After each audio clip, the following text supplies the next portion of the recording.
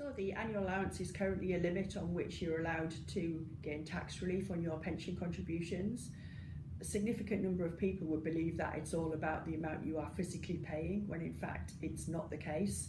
In respect of your NHS pension or any final salary scheme, it's based on the amount of growth in your pension over a given 12-month period, and that 12-month period is in line with the tax year.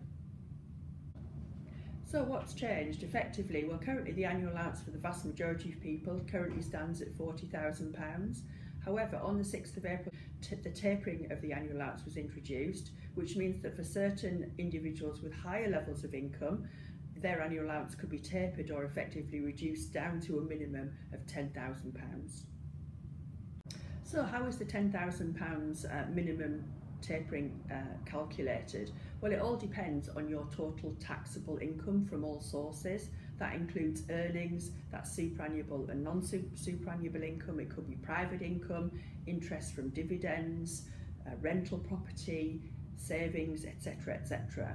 And if your total income exceeds £110,000, then you could be in a position where you start to be affected by this tapering. What we've then got to throw in the mix is looking at your employer's deemed pension contributions.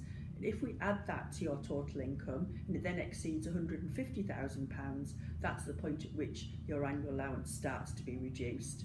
And effectively, for every £2 you're in excess of total income of £150,000, then your annual allowance starts to go down by £1.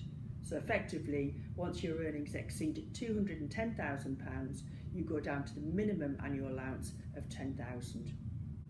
So what happens if you are affected by this and you're in a position where you have exceeded your annual allowance, whether that's £10,000 if you are affected by tapering, or up to £40,000 if you aren't?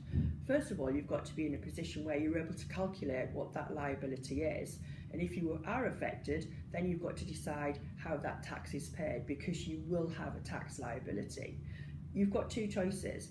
If that tax liability is more than £2,000, you've got the option to go for scheme pairs, and there is a deadline which you've got to adhere to if you want to go down that path.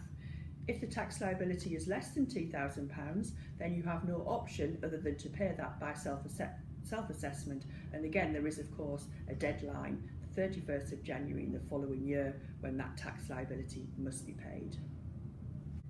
So if you are affected by the annual allowance, what are your next steps? Well, we believe there are three courses of action which you need to take. In the first instance, you need to contact the relative pensions agency in order to have the calculation looked at as to the level of your input, so that you can decide on next steps. At that point, we believe you ought to contact your accountant. Your accountant will assist you in working out what liability you have, and then we believe you need to take independent financial advice, and your financial advisor will confirm, discuss and advise you on the best way for that tax liability to be paid. Do you either opt for self-assessment, or alternatively do you look at the consideration of scheme pairs?